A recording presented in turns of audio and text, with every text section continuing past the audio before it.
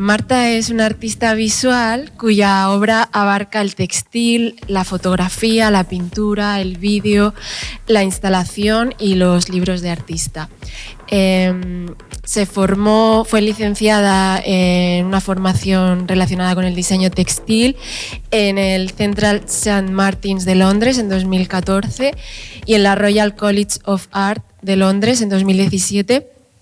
Ha recibido varias becas para desarrollar su trabajo y también ha sido galardonada con varios premios.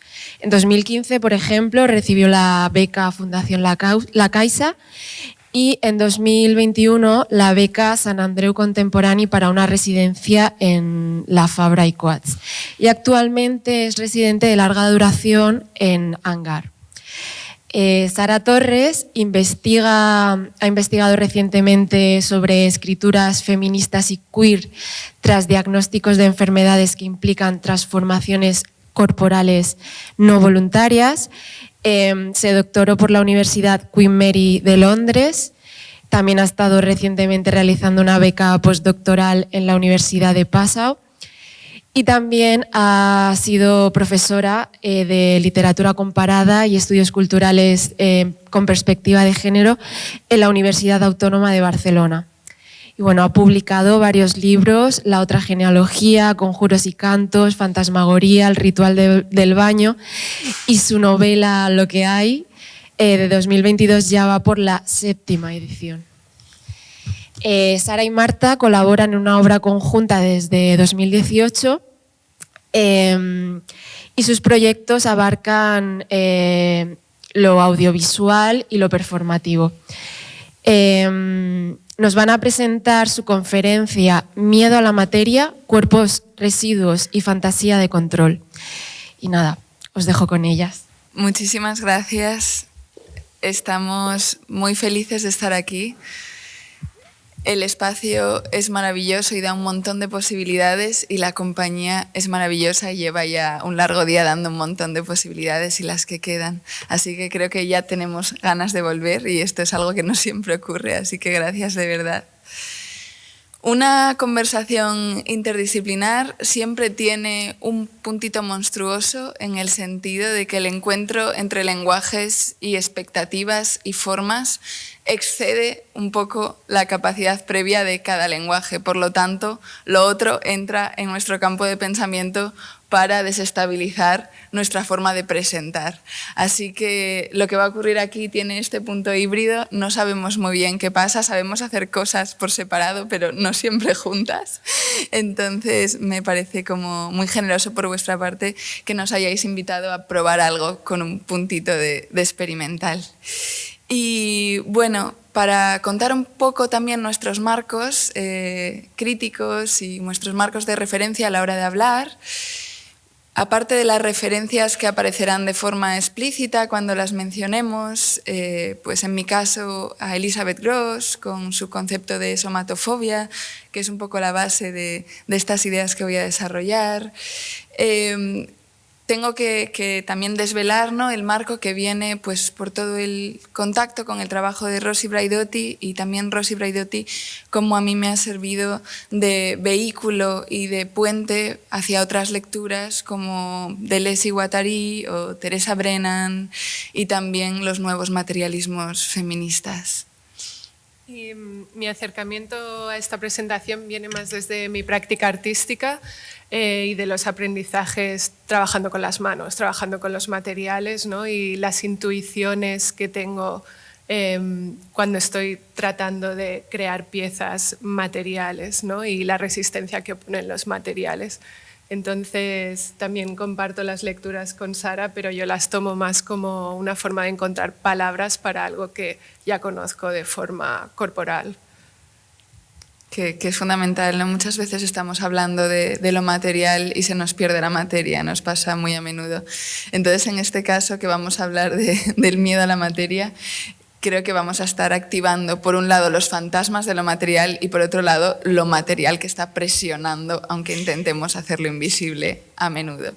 El concepto de somatofobia es un concepto que se hace un pilar central de este libro de Elizabeth Grosz, Volatile Bodies, Toward a Corporeal Feminism, de 1993, si no me confundo. Es un libro que para mí ha sido muy útil porque analiza un poco cómo el pensamiento occidental se construye a través de un dualismo donde lo material y lo corporal siempre es un ciudadano de segunda, ¿no? Siempre es la parte débil, la parte pasiva, la parte que necesita de la acción de un agente masculino externo que le ponga conocimiento, saber, información, ¿no? La materia parece que no es capaz de organizarse a sí misma, que no es capaz de contener, sino simplemente acoge.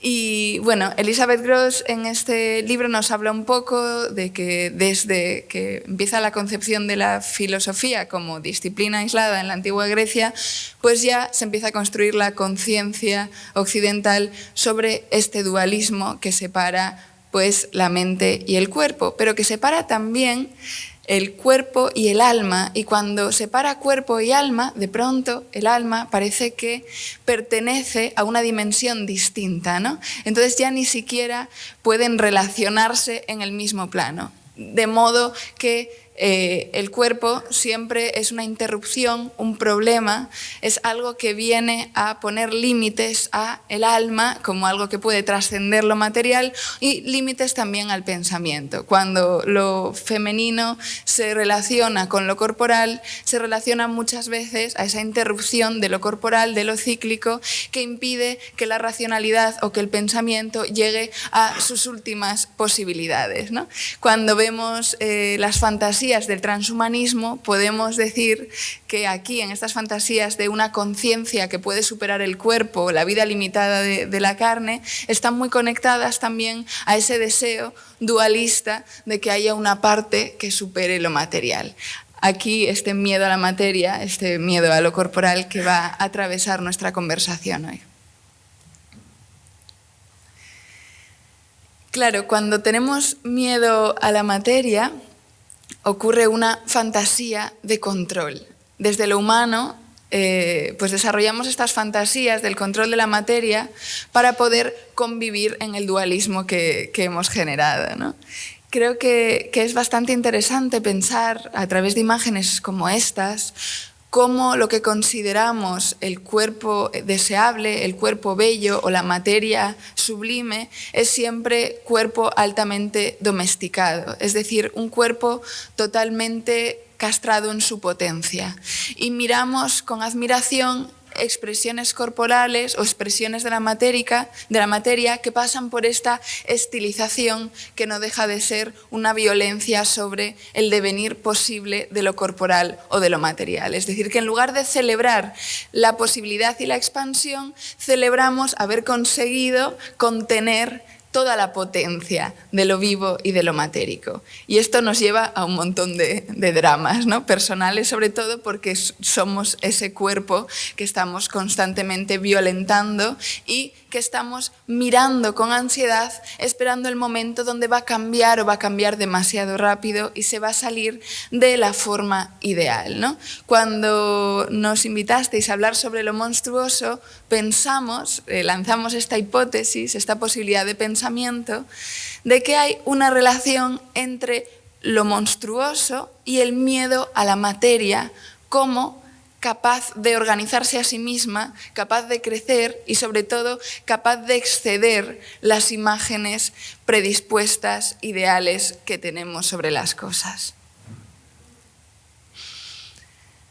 En contraste con esta superestilización de los cuerpos y de la materia tan celebrados en Occidente, Jack Halberstam escribe este libro, Wild Things, The Disorder of Desire, donde explora un poquito la noción de lo salvaje y la noción de lo doméstico.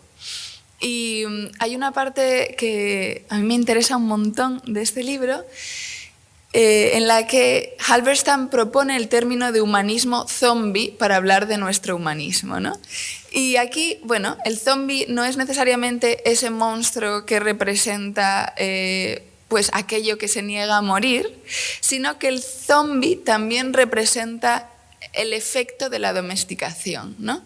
Y utiliza el término humanismo zombie para hablar de las especies de compañía, que diría Haraway, o de los animales de compañía, los animales domésticos. ¿Qué pasa?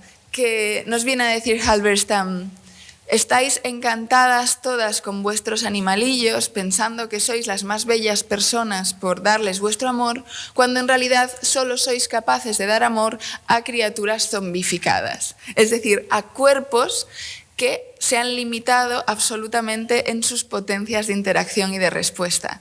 Cuando zombificáis, generáis empatía, generáis ternura y entonces os sentís mejores personas, más bellos humanos por ser capaces de amar la otredad, cuando en realidad lo que estáis amando es un reflejo del yo occidental, ¿no? Un yo dirigido a una cosificación de la materia y una pasivización de lo que no es el sujeto.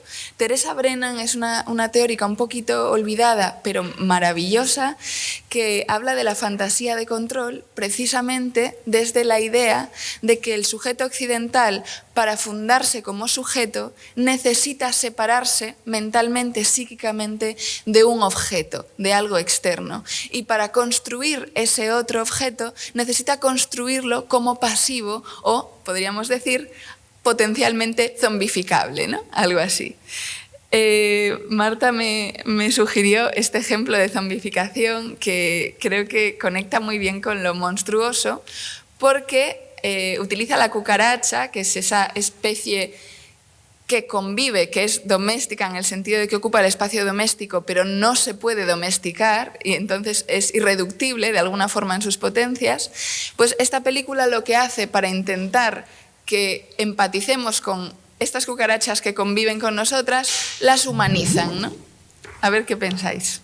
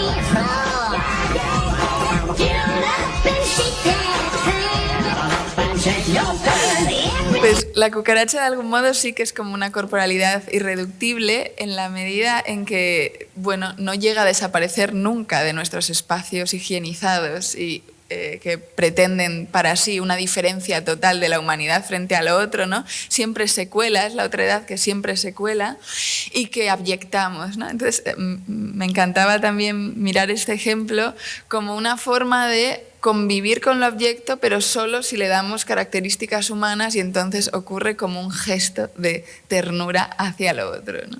Claro, como hablan y bailan, ¿no? Y ellas conviven con Joe. La película se llama El cuchitril de Joe en español, Joe's Apartment.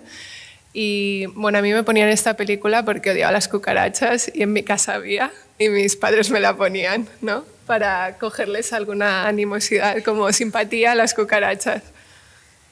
Que luego funciona porque, bueno, es una vía, ¿no? Es una vía para amar lo que se ha monstruizado, ¿no? O lo que la mente ha monstruizado, pero es una vía que depende de las características humanas y que pone lo humano en el centro de nuevo, ¿no? No entrena la mirada para mirar otra ternura.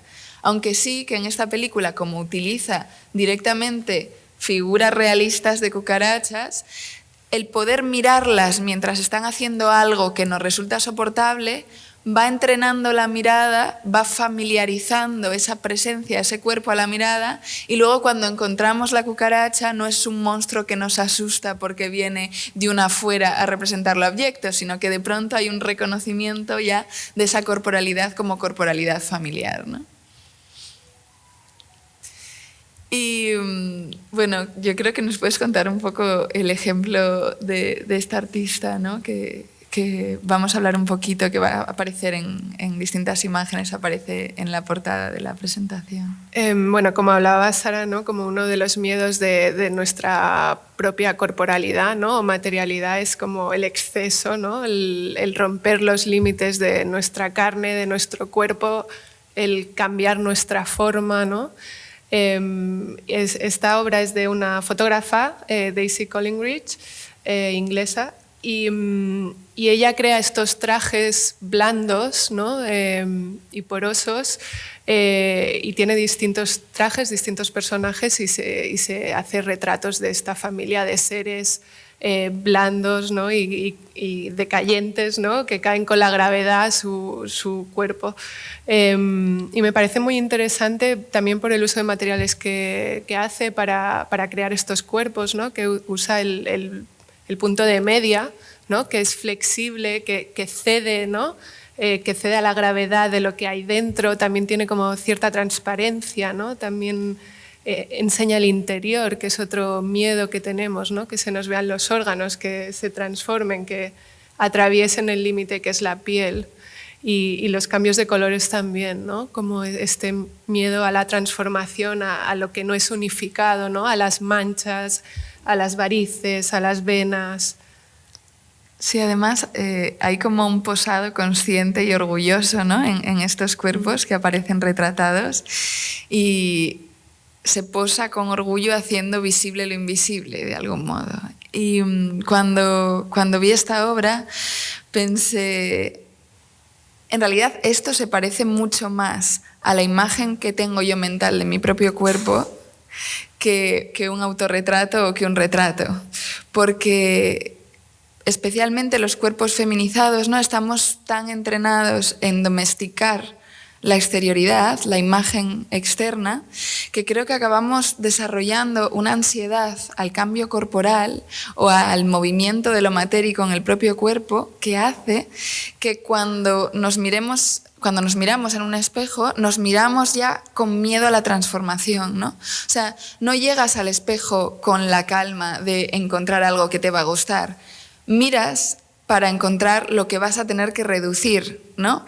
El pelo que ya ha salido, la arruga que ya está apareciendo, algo que tienes que tapar, algo que tienes que teñir, algo que tienes que... Siempre es como un ejercicio de identificación para pararlo antes de que los demás lo vean, ¿no? Entonces, este miedo a la materia en movimiento a veces genera obsesiones en zonas concretas del cuerpo que hacen que nos miremos viendo partes superprotagonistas, otras partes desaparecen. Constantemente nuestra imagen psíquica del cuerpo atraviesa imágenes de lo monstruoso, ¿no? Y es algo que creo que muchísimos cuerpos vivimos y sin embargo no nos lo contamos. No llegamos a una conversación y le contamos a nuestra amiga cómo de monstruosas nos vimos esta mañana y todas las tecnologías de reducción de lo monstruoso que tuvimos que hacer para poder salir a la calle. Y también no contamos el miedo que tenemos a que la mirada del otro vea lo monstruoso que nosotras vemos cada día, ¿no? Esa negociación.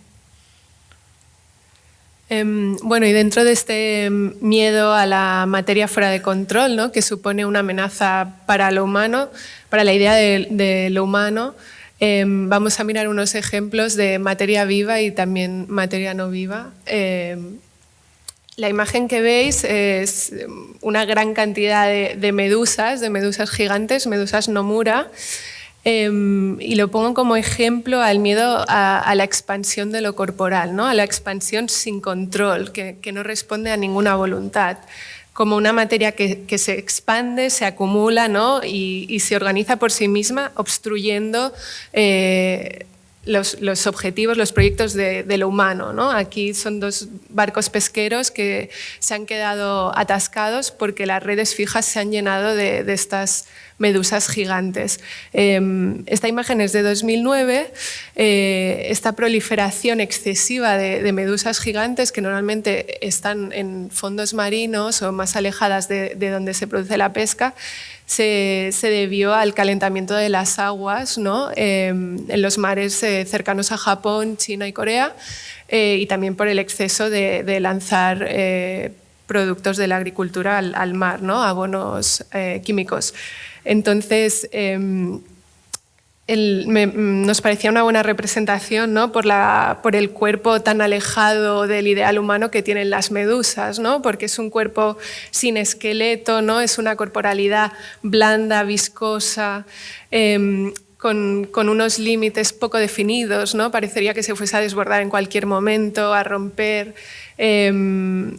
Es casi un órgano, ¿no? Dentro del lenguaje humano. No acaba de ser un cuerpo. También está carente de extremidades claras, ¿no? Es un animal flotante que parece que no se mueve por su propia voluntad, sino que flota en el mar. Y en este caso la propia escala del animal lo vuelve monstruosa a nuestra mirada, ¿no? Pueden llegar a medir 3,5 metros de diámetro y pesar 220 kilos. Entonces ya excede la escala de lo humano y aún más cuando se juntan, ¿no? Nos agobia un poco también su aparición como cuerpo colectivo, o sea, no poder determinar exactamente cuál es el objetivo a zombificar, ¿no? Sino que de pronto es como un cuerpo colectivo que ocupa el espacio de lo humano. Y rompe el orden de lo humano, ¿no? En este caso se hizo un report de pérdidas por el valor de 10.000 millones de yens en destrozos en la industria pesquera. Otro ejemplo de una presencia monstruosa, ¿no?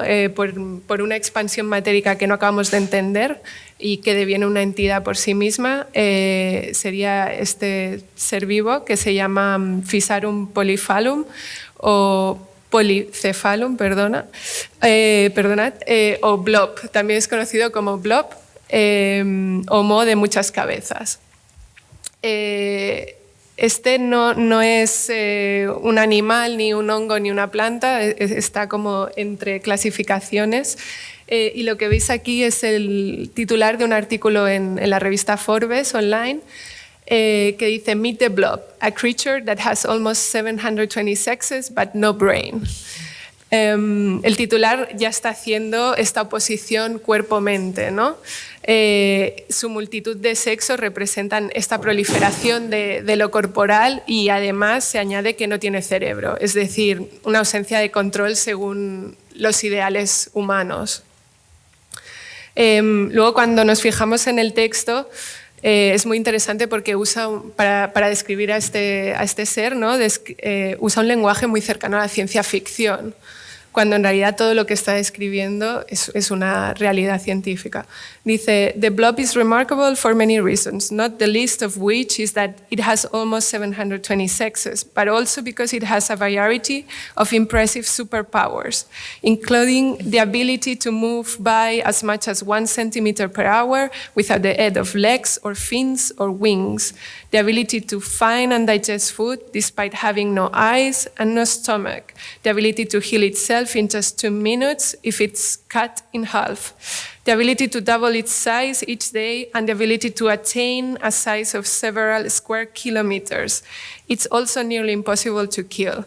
¿No? Con este lenguaje de ciencia ficción como algo venido de otro mundo, ¿no? Que no responde a nuestras estructuras de cómo es un ser vivo, habla de estos superpoderes, ¿no? Se puede desplazar sin piernas, sin aletas, sin alas, puede encontrar comida y digerirla sin tener ojos ni estómagos, que también para mí señala como esta incapacidad de imaginar otras formas de vida, ¿no? Otras formas de pensar, de comer, de mirar.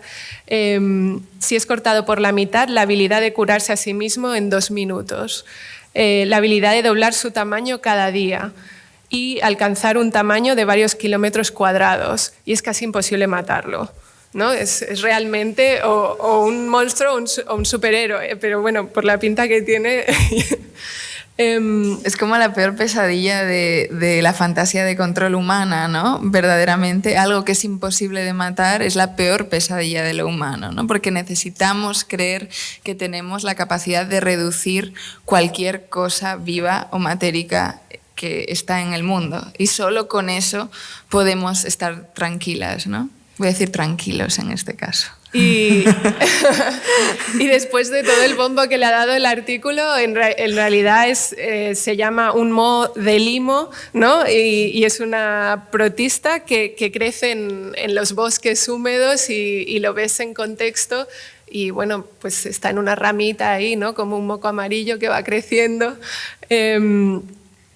Y que va alimentándose de esporas de hongos, bacterias y microbios, ¿no? Pero ya la forma de definirlo pues crea como una sensación de monstruosidad, ¿no? Esto se tradujo en un objeto cultural que refleja muy bien los miedos que representa este bicho, esta criatura. Esta película, The Blob, es lo que le dio el nombre, digamos, más popular al bicho, a la criatura, y representa muy bien el miedo a la materia que no responde a la voluntad ni a la instrumentalización humana, ¿no? Porque también es una criatura a la cual no se le puede sacar ningún partido, por lo tanto pues está indefinida en nuestro mundo, ¿no? Es una masa matérica fuera de control. Esta película es una película de 1958, se cuenta que de hecho la idea para el guión surgió porque una mujer se encontró en su patio en Pensilvania uno de estos mohos de limo y lo intentó sacar y crecía, y cada día que salía de su casa había crecido, pese a que ella lo quemaba, lo cortaba, ¿no? Y el guión se dice que está basado en este hecho. Os pongo el tráiler.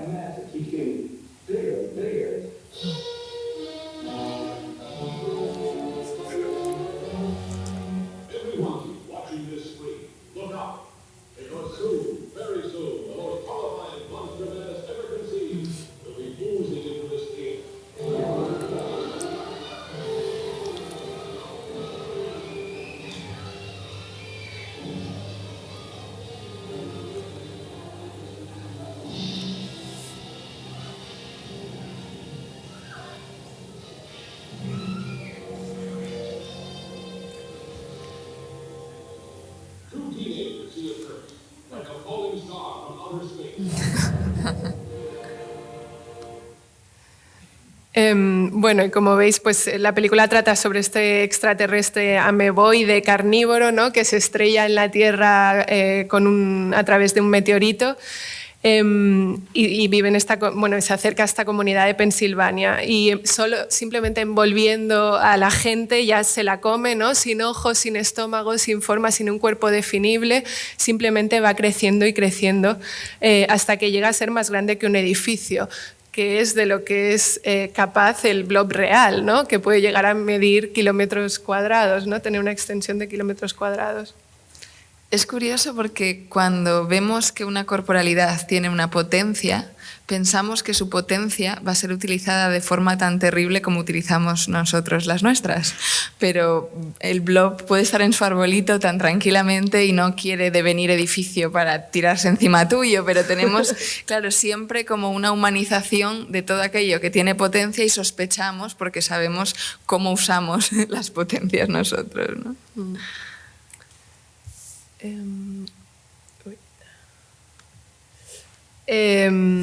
Otra materia fuera de control que os quería enseñar es una materia creada por lo residual de lo humano, ¿no? Se llama Fatberg, es el nombre en inglés. Fue identificado o nombrado en Inglaterra, en Londres, en las cañerías de Londres. En español se llama monstruo de las alcantarillas. Y esta masa enorme se va formando con las toallitas, la grasa, los condones, los bastoncillos de los oídos, la comida que se desecha por el váter. Entonces se solidifica, se saponifica, o sea, como que se convierte en un jabón duro y llega a ser tan sólido como el concrete, ¿cómo se dice? Cemento. Y esta imagen es de un artículo que salió en los periódicos en 2015, que se había creado un fatberg tan grande como el tamaño del London Bridge. Medía como 2,5 kilómetros de largo en las tuberías victorianas del este de Londres, ¿no? Entonces lo que ocurre es que atascaba la tubería y había el riesgo de que todas las aguas freáticas saliesen al exterior, ¿no? Entonces representa muy bien como esta materia descontrolada, ¿no? Que crece, se expande, obtura la realidad humana y de repente sorprende y puede desordenar totalmente la ciudad. También me ha gustado mucho la frase que ha dicho Fernando de lo monstruoso como indicador de lo oculto, ¿no? Como estos residuos que siempre ocultamos, ¿no? Pues las toallitas, las compresas, los condones, ¿no? La grasa, que son materias abyectas para nosotras y lo vamos lanzando, ocultando en el subsuelo de la ciudad y de repente, ¡boom!, la materia sorprende y aparece, irrumpe en la ciudad, ¿no? ¿Qué es? Sí, además reaparece organizada, que es como algo que nos hace estar en shock porque parece que se ha organizado por sí misma, ¿no? Cuando los nuevos materialismos dicen tenemos que mirar la materia no como pasiva, sino como inteligente y self-organizing, ¿no? Tenemos un ejemplo de ese susto que nos llevamos cuando vemos que las cosas pueden ocurrir más allá de nuestra voluntad, ¿no? Y que aquello que escondemos o que tiramos o que abyectamos reaparece en formas que no nos esperábamos. Y a la vez como el miedo a esta materia aparentemente inerte, ¿no? Un cúmulo indescriptible de cosas que inicialmente eran familiares y ahora ya no lo son. Pero a la vez en esta materia hay vida, ¿no? Hay microbios, hay seres, habéis visto una rata pasando por ahí, ¿no? Como hay otras comunidades habitando estos residuos.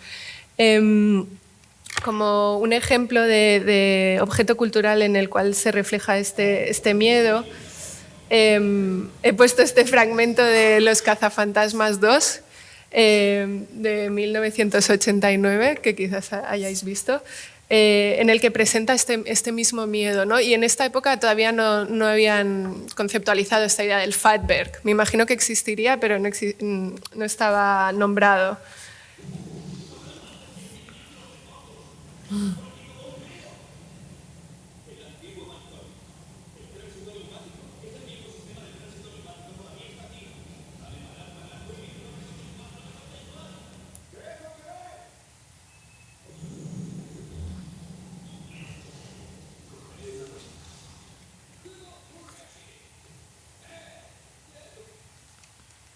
Bueno, es simplemente como una representación, ¿no? De esa materia que crece incontroladamente bajo Nueva York, ¿no? Las tuberías de Nueva York, y aquí el miedo que les surge a los cazafantasmas es que cada vez que van a verlo ha crecido más y más, ¿no? Crece incontrolablemente y tienen el miedo de que desborde el alcantarillado y se deslice por la ciudad, y acaba ocurriendo, acaba saliendo por la grifería, ¿no? Como este moco rosa, abyecto, desagradable, acaba entrando en un museo, creo recordar.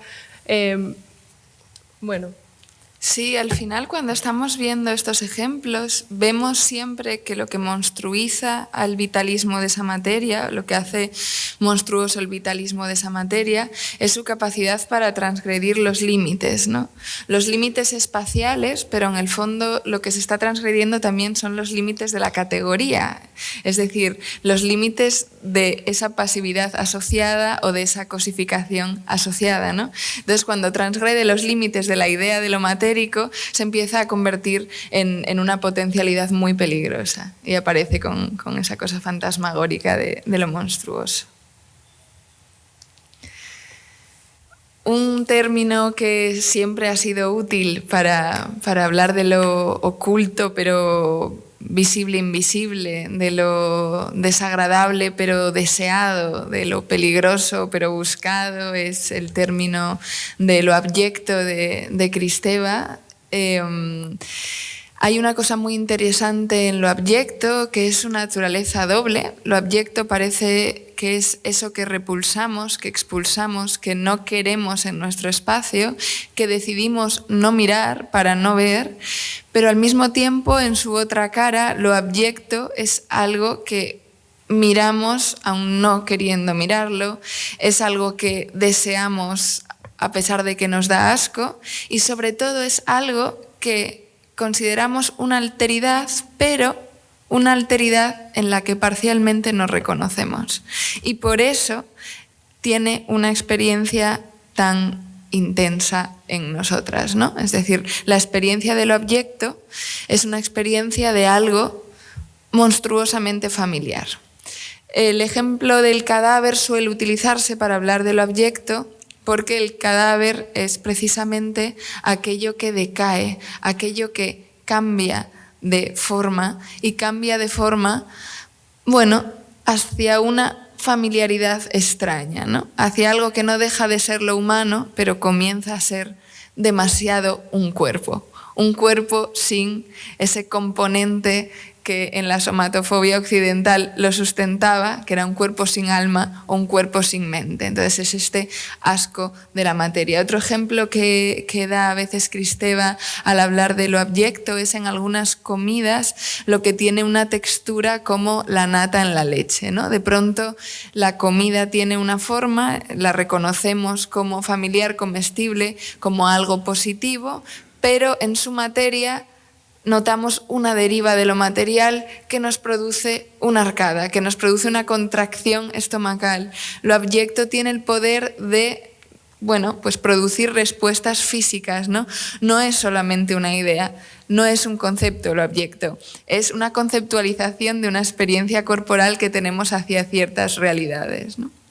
Entonces, la experiencia de lo abyecto, aparte de lo corporal, es muy importante tener en cuenta que nos lleva a un lugar donde los significados colapsan, donde se transgreden esos límites de los significados, esa organización, ¿no?, parcelada del pensamiento. De pronto el significado colapsa, porque nos sitúa en un lugar intermedio donde no somos ni sujetos de la razón ni cuerpo, ¿no?, sino que estamos también en ese decaer, en ese reconocimiento de la posible decadencia, en ese reconocimiento de la materia propia y de sus derivas inexplicables. Y nos produce una necesidad de expulsión, ¿no?, de esta realidad, como si expulsásemos la muerte o la finitud. El sujeto, el ego occidental, se quiere defender de la posibilidad de la transformación de la materia, y su fantasía de control le pide que no mire aquello que decae, que no mire a la basura que genera el Fatberg. Pero al mirar al Fatberg reconoce también que esa materia le es propia. Y ahí hay un deseo de saber, hay una curiosidad que es inevitable. Entonces está constantemente, ¿no?, pues dando la arcada y volviendo a mirar. Y creo que en ese volver a mirar hay una esperanza muy bonita también, ¿no? Porque hay una segunda oportunidad de vinculación. No es como una represión donde de pronto se reprime un contenido y, bueno, reaparece, porque todo lo reprimido reaparece, ¿no? Pero este volver a mirar ya ocurre en el mismo presente donde ocurre la abyección. Creo que hay una diferencia temporal, ¿no? Igual en determinadas represiones se reprime una realidad y luego esa realidad reaparece, no nos abandona, ¿no?, nos pulsa, sale a la superficie, pero en una temporalidad que no podemos predecir ni controlar. Y sin embargo, en lo abyecto, creo que la segunda oportunidad, la oportunidad para abrazar lo monstruoso, ocurre justo después de la arcada, ¿no? Y quizás ahí hay un potencial político precioso en quedarnos después de una repulsa primera. Porque esa repulsa primera, aunque ocurra en el cuerpo, es un problema también del lenguaje y de lo conceptual, ¿no? De ese colapso de significados, de ese atentado contra los significados del ego. Entonces, el ego, de pronto, en sus significados firmes, como sujeto de la acción, sujeto del control, se expone a la transformación de la materia, se expone a la agencia y al vitalismo de la materia, que no necesita ni de un dios ni de un sujeto que le otorgue vitalidad. repulsa, siente miedo, siente necesidad de apartarse, pero vuelve a mirar, y al volver a mirar quizás puede resignificar y aprovechar el colapso de significados como una oportunidad para construir un estar en el pensamiento que nos permita ya no estar lideradas por la somatofobia. Un estar en el pensamiento, una resignificación que nos permita unos egos no asustados de lo corporal, sino un continuo, ¿no? Naturaleza, cultura distinto. Esta cita creo que es bastante interesante en este texto de Kristeva, porque nos lo dice muy claramente en las primeras líneas, que no es tanto la ausencia de limpieza o de salud lo que vuelve una realidad material abyecta, sino que lo abyecto es aquello que perturba una identidad, un sistema, un orden. Aquello que no respeta los límites, los lugares, las reglas. Lo abyecto tiene que ver con la complicidad entre elementos supuestamente diferenciados, lo ambiguo, lo mixto, ¿no? Un elemento que traiciona una división, ¿no? Un elemento que muestra su porosidad y que en su estar ya está en devenir, se muestra en devenir. Lo que decae, lo que está en putrefacción, que es considerado abyecto, es algo que está en lo transtemporal, en el momento en el que está cambiando de un lugar conceptual a otro, ¿no? De un término, de una idea a otra, de una palabra que lo nombra a otra nueva palabra, un cambio de estado, ¿no? Y entonces, al estar mostrando esa complicidad con el entre, que es posible ser en el entre, genera un colapso de los sentidos diferenciales. Ahora os vamos a mostrar una pieza de videoarte de Karen Kramer que se llama Limulus. Esta pieza está protagonizada por tres materialidades distintas. Una es un globo de poliuretano de Mickey Mouse que ha caído en la profundidad de los océanos y habita la profundidad de los océanos. Otro es un animal llamado Limulidae o cangrejo herradura, que es uno de los animales más antiguos que existen en la Tierra. Su origen se remonta a hace 244 millones de años.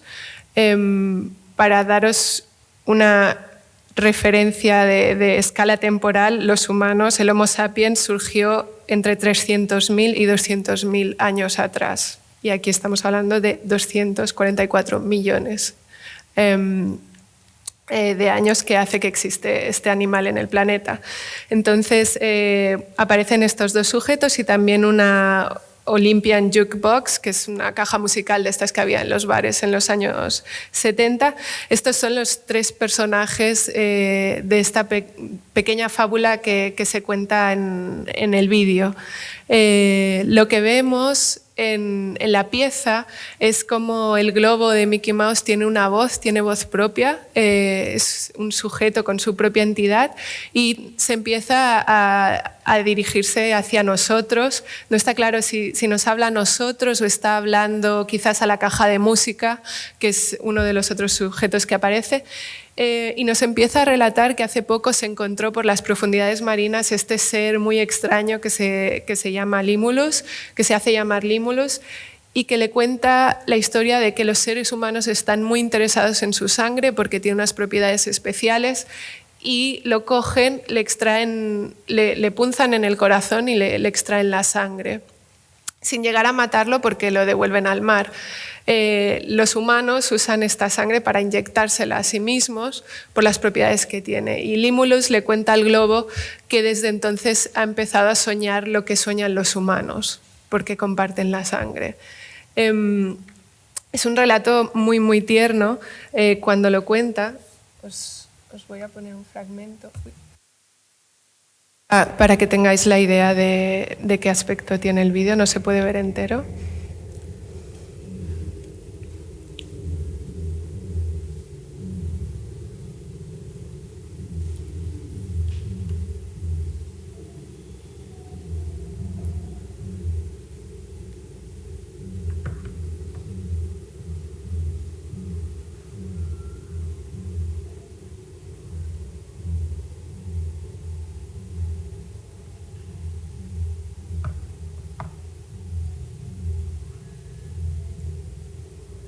Uno de los elementos fundamentales en esta pieza de videoarte es que le da agencia y le da posibilidad de discurso, ¿no? a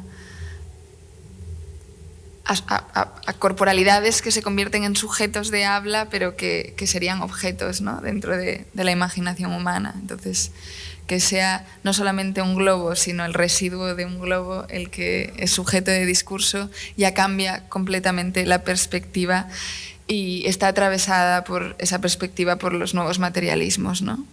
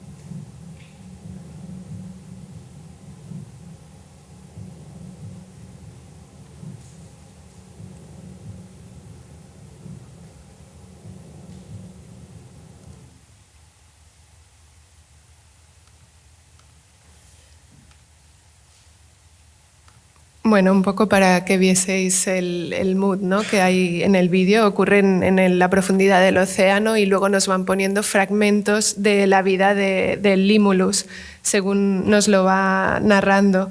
Y como decía Sara, ¿no?, son personajes extraños porque son sujetos narrativos que normalmente sus corporalidades se considera que no tienen uso para los humanos y por lo tanto no pueden ser sujetos narrativos. El cangrejo herradura es verdad que se usa su sangre.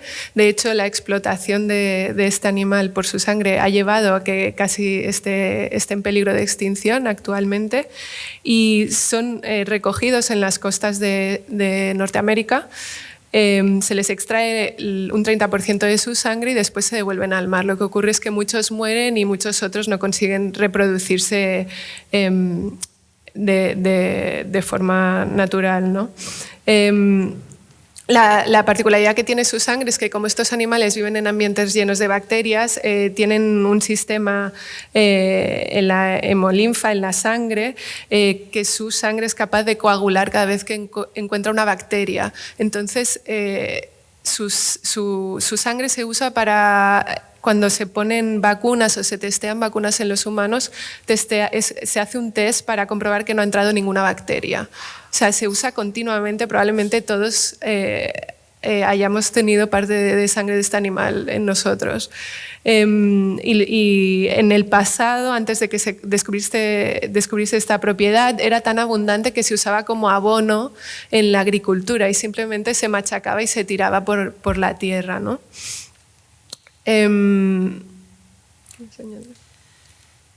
Creo que el hecho de que hablen de pronto genera como esa posibilidad de la empatía, ¿no? Cuando visualmente tanto un globo desinflado y abandonado como un animal con una corporalidad tan poco cute dentro de la lógica de lo cute, que es lo que lidera, ¿no?, lo que recibe amor y lo que no recibe amor, pues generalmente pues sería como algo que rechazaríamos, ¿no? Pero de pronto el habla o la posibilidad de contar su historia pues abre paso a esa posibilidad de empatía y de asociación entre cuerpos, ¿no?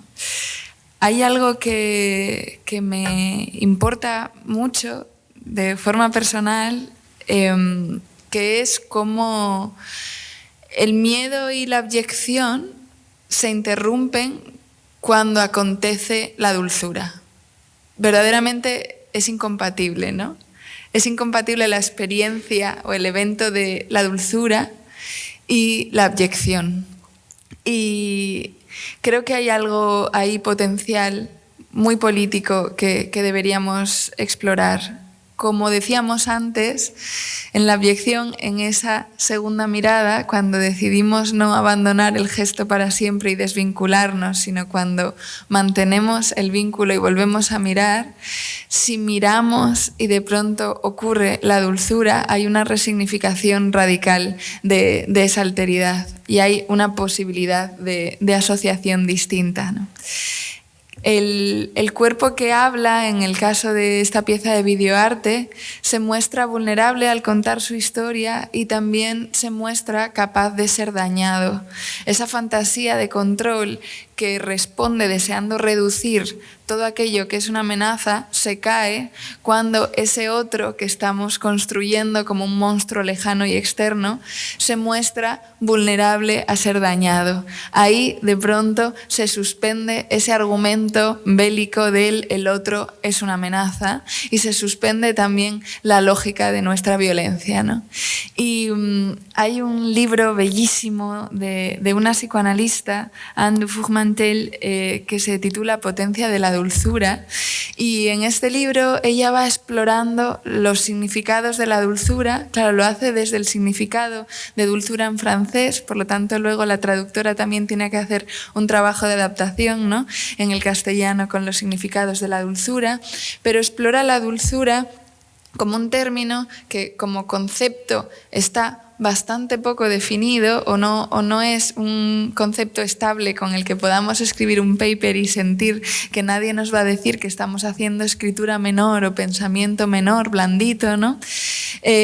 Porque, claro, como no se considera la dulzura un elemento interesante para el pensamiento occidental, para el pensamiento, ¿no?, pues no está definido en sus usos. Y eso le permite muy libremente trabajar desde lo filosófico-poético a la hora de acercarse al término dulzura. Y una parte que creo que puede ser relevante para cerrar esta conversación sobre lo monstruoso es cuando la autora habla de la dulzura como aquello que hay en los cuerpos que se muestra vulnerable a pesar de estar siendo dañado y que además se muestra como simplemente la alegría de la supervivencia. Y aquí la conexión también con la charla anterior, cuando nos hablabas, Fernando, de los supervivientes como aquellos que ocuparán el mañana si es que hay un mañana dulce, ¿no? Si hay un mañana dulce será el mañana de los supervivientes. Y cuando mostramos estas corporalidades distintas, a veces consideradas monstruosas, simplemente como dulces supervivientes que están siendo dañados constantemente, pero que no atacan de vuelta o no atacan de forma violenta, simplemente se muestran irreductibles o perseveran en su deseo de vivir, cuando mostramos su dulzura, la dulzura de querer existir simplemente por estar ahí, por ser vital, pues de pronto la dulzura, nos dice Anne Dufourmantel, que hace un pacto con la verdad y nos dice, es una ética temible. Y me parece precioso pensar en esto como una continuación de la conversación sobre lo monstruoso, ¿no? La dulzura de los monstruos que no nos están atacando, simplemente son el reverso reprimido de nuestros ideales, la persistencia en la vida de las monstruas que conseguimos seguir deseando y viviendo a pesar de las violencias. Tenemos una dulzura que es una ética temible porque no puede traicionarse, nos dice, salvo si es falsificada. Ni siquiera la amenaza de muerte puede contrarrestarla. Y ahí dice, la dulzura es política, no se pliega, no otorga ningún plazo, ninguna excusa. Es un verbo, se hace acto de dulzura. Concuerda con el presente e inquieta a todas las posibilidades de lo humano. Aquí conecta con lo abyecto, ¿verdad? Lo abyecto inquieta las posibilidades de lo humano, la dulzura también, su persistencia, su respuesta casi inocente a la violencia y a la destrucción, ¿no? Y dice, de la animalidad, la dulzura y también la monstruosidad dulce guarda el instinto. De la infancia, la dulzura y también la monstruosidad dulce, el enigma. De la plegaria, el sosiego. De la naturaleza, igual que la monstruosidad dulce, lo imprevisible. Y de la luz, la luz. Muchas gracias. Gracias.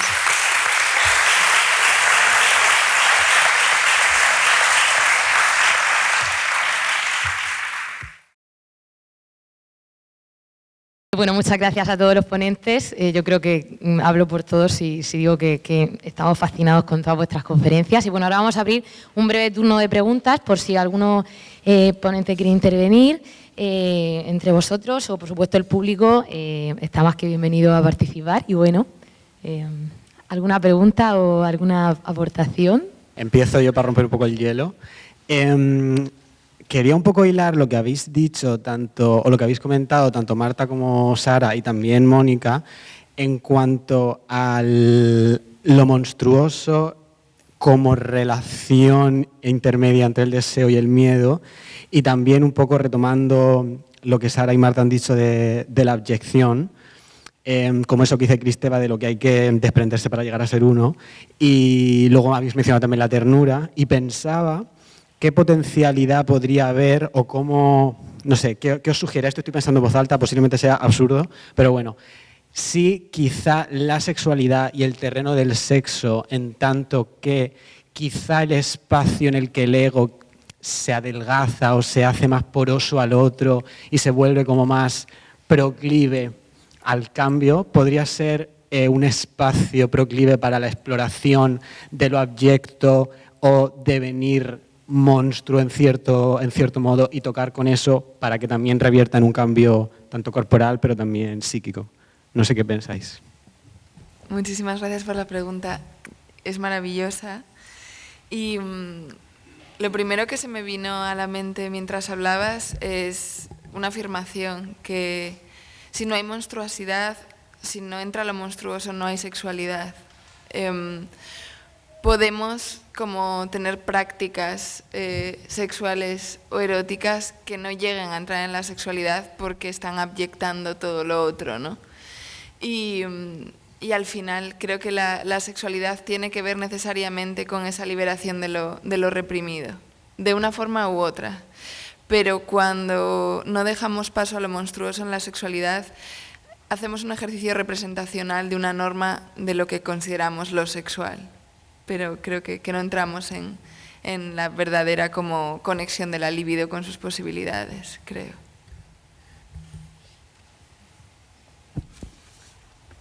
Sí, a mí me parece interesante también de qué manera, por ejemplo, la escritura también te da esa imagen de lo monstruoso en esos casos, ¿no? Lo hablábamos antes un poco, hablando de repente personas lectoras que te hablan de momentos de los libros en donde sienten rechazo por la excesiva corporeidad de determinadas escenas, porque de repente si se narra el sexo, de repente no se narra como debería narrarse, se narra con fluidos, se narra con excrescencias, se narra con cosas, ¿no? Que de repente costras, bueno, situaciones, ¿no? Diversas, y entonces hay una especie de rechazo, o sea, como de repente allí es la palabra la que aparece como monstruosa, ¿no? El hecho de que aparezca costra, de que aparezca pus, parezca sangre, ¿no? De repente es la palabra allí que incomoda, que inquieta, ¿no? Me parece interesante justamente allí, ¿no? Cuando pensamos en cómo escribimos el sexo también, ¿no? Y pienso en Marosa, justo, en Marosa y en esa literatura que trabaja lo sexual a través de la naturaleza que tiene su lado monstruoso, ¿no? Por eso son frutos que son húmedos como un sexo, pero que igual tienen dientes, igual te pueden morder, ¿no? A ver, no, voy a intentar formularla, ¿vale? Lo voy a intentar. Bueno, a propósito del vídeo que pusisteis, Sara, Marta, del Limulus, maravilloso. Bueno, pues me dio por pensar en esta fantasía de, al final, si queremos como conservar la voz de lo abyecto en sí mismo, siempre se tiene que hacer desde un enfoque narrativo determinado, o sea, es decir, un ejercicio de encuadre, y por tanto este ejercicio de encuadre conlleva una serie de mecánicas establecidas, hegemónicas, etc., etc., ¿no? Entonces, como esta fantasía nostálgica de eliminar el encuadre intelectual hegemónico, cediendo la agencia al monstruo, ¿no? O sea, que me parecía como una tensión súper melancólica, no sé si es la palabra, pero... Y luego escuchando a Mónica, que me ha contestado, creo, no lo sé, o sea, pero también como que pensáis vosotras, ¿no? De que quizá precisamente la poesía, que tiene como esta instancia de lo matérico, la música, ¿no? O sea, termina como de alguna forma trascendiendo esto en tanto que es en sí misma puede ser potencialmente un monstruo, ¿no? O sea, como que quizás se puede resolver intelectualmente así, ¿no? Al final, la fantasía última es ser yo misma el monstruo, como creadora, ¿no? Y bueno, no sé qué pensáis vosotras, si veis como cierta tensión aquí o cierta contradicción esencial o no sé. Y que muchísimas gracias, ha sido una barbaridad, o sea...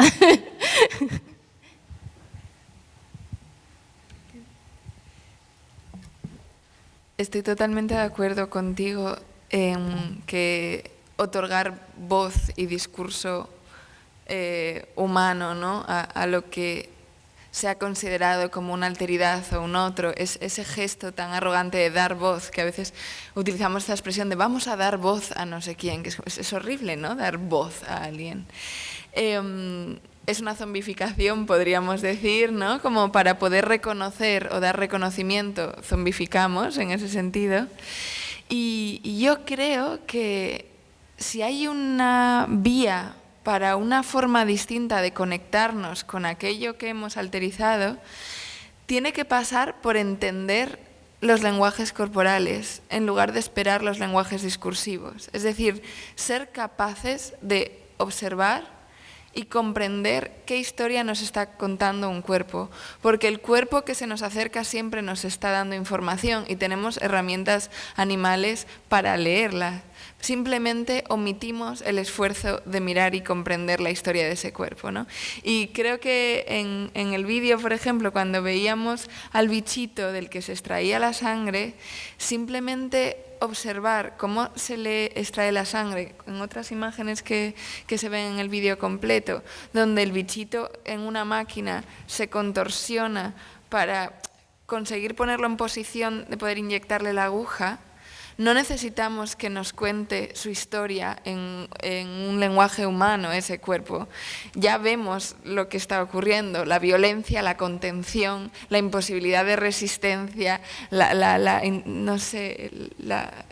posesión sin ningún proceso de seducción o introducción de la alteridad, ¿no? Sino la imposición de una aguja dentro de un cuerpo, ¿no? Todo eso ya es la historia que necesitamos saber, ¿no? Es bastante triste que necesitemos ponerle palabras o animarlo como si fuese un dibujo animado para que la historia nos resulte aceptable.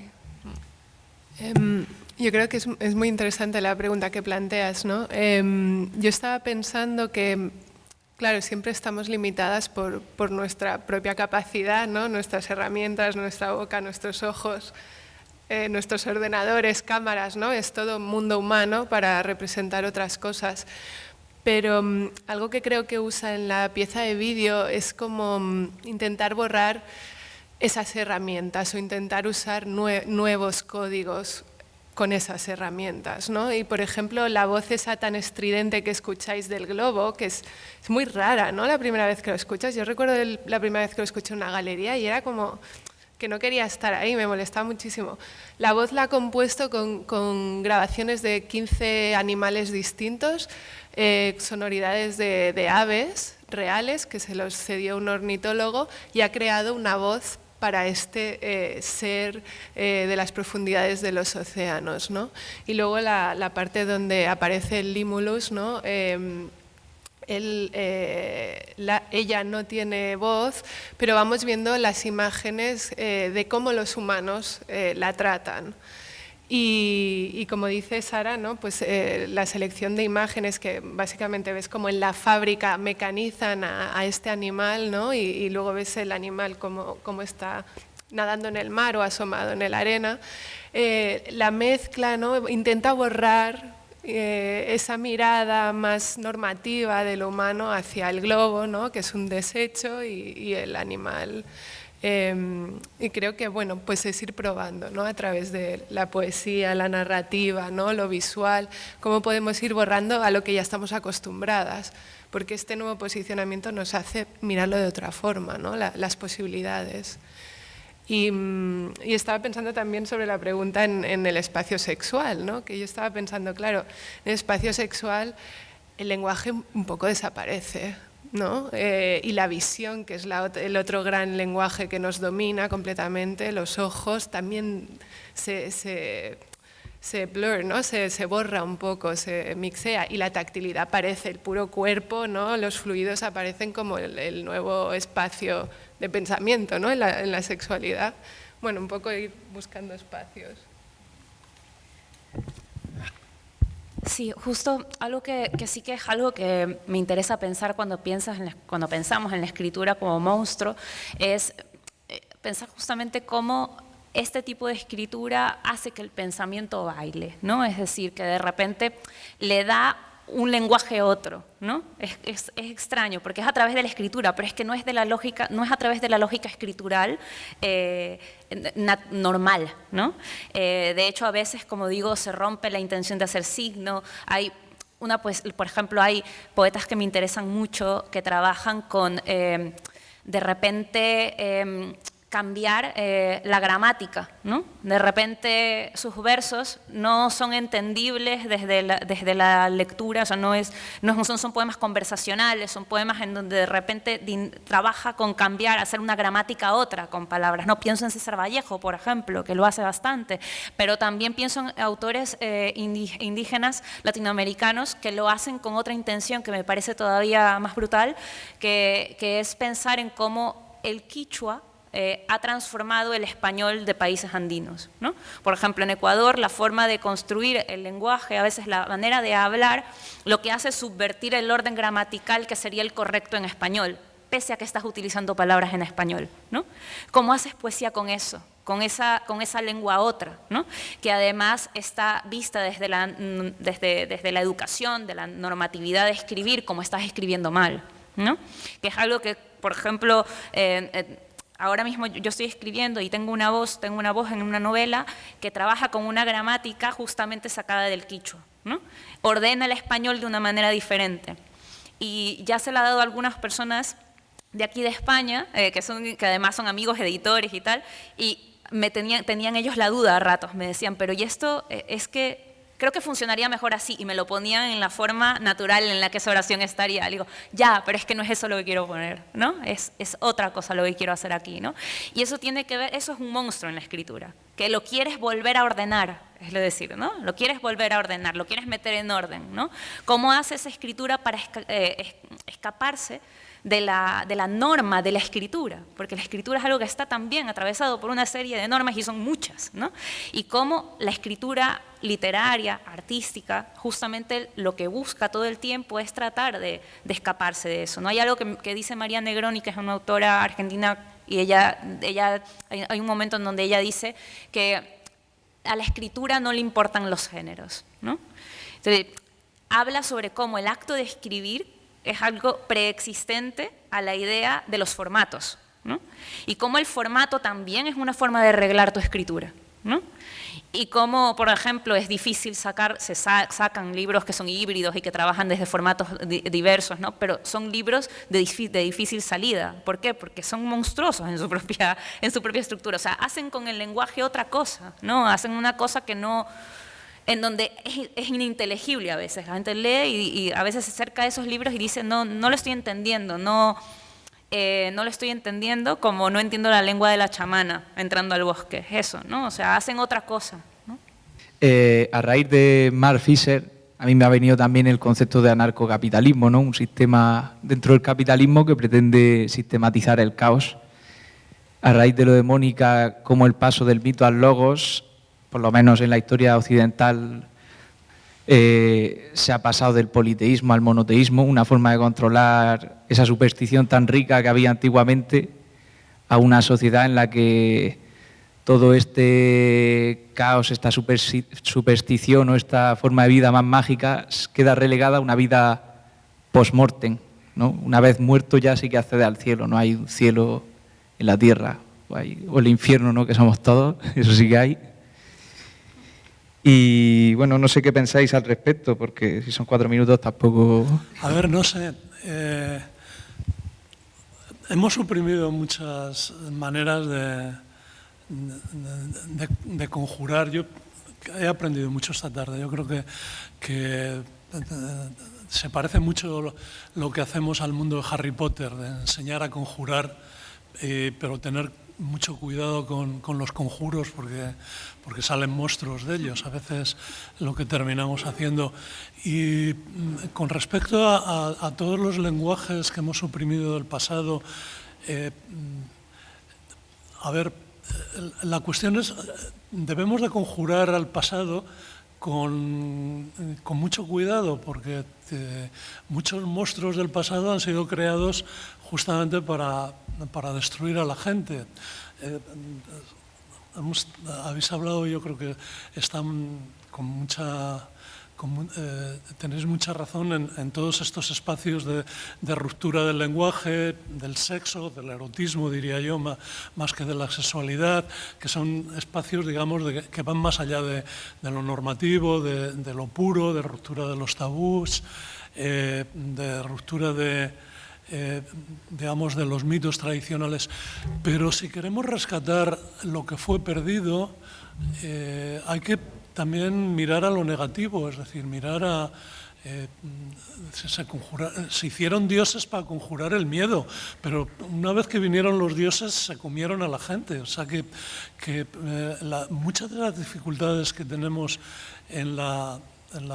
digamos, en el rescate, en la supervivencia del pasado y en la supervivencia del futuro, es conjurar el miedo de una manera que no nos lleve a ansiolíticos, a tranquilizantes, a formas de que pensamos que estamos trascendiendo y lo que estamos haciendo es surrealismo puro.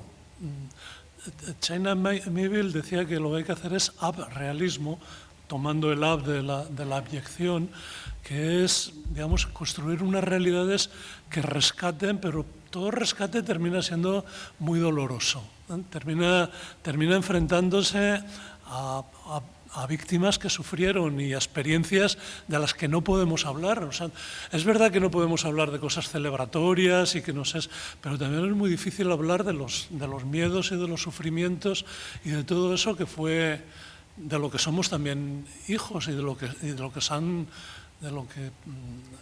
estamos constituidos. Y entonces esos lenguajes perdidos, me parece que conjuremos a todos los fantasmas, pero no despertemos a los dioses, ¿no? Ya los hemos dejado ahí bajo tierra. Lo que tenemos que conjurar es a los muertos y conjurar nuestra propia mortalidad y asumirla y ser capaces de asumir el sufrimiento. Y entonces, es verdad que si no, lo que nos salen son formas de anarcocapitalismo, ¿no? De una especie de utopías pequeñitas y de formas de consolación, al fin y al cabo. A mí me parece que nuestra tarea es mucho más dura, ¿no? Y también más difícil. Lo hacemos a través del canto, de la ritualidad, del erotismo, de la comida en común, del ágape, pero también tenemos que hacerlo a través de otras formas que cuestan, ¿no? Hay que pagar precios por la utopía, y esos precios son precios de amor, ¿no? Pero nunca el amor es siempre complaciente. El amor es a veces muy, muy duro y pagamos precios muy altos por el amor. Entonces, bueno, dicho así muy rápidamente, no olvidemos que todo lo que hacemos en la cultura es conjurar, pero hay que tener cuidado con los conjuros, no despertar a esos otros monstruos que son los peligrosos, ¿no? Bueno, pues con este cierre tan redondo, yo creo, damos por finalizado nuestro seminario. Muchísimas gracias a todas y todos por venir. Ha sido un placer poder contar con vosotros, así que gracias a vosotros también. Y bueno, os animamos a seguir el trabajo de nuestros invitados y también la programación que viene ahora en el CENDEAC. Y bueno, que muchísimas gracias.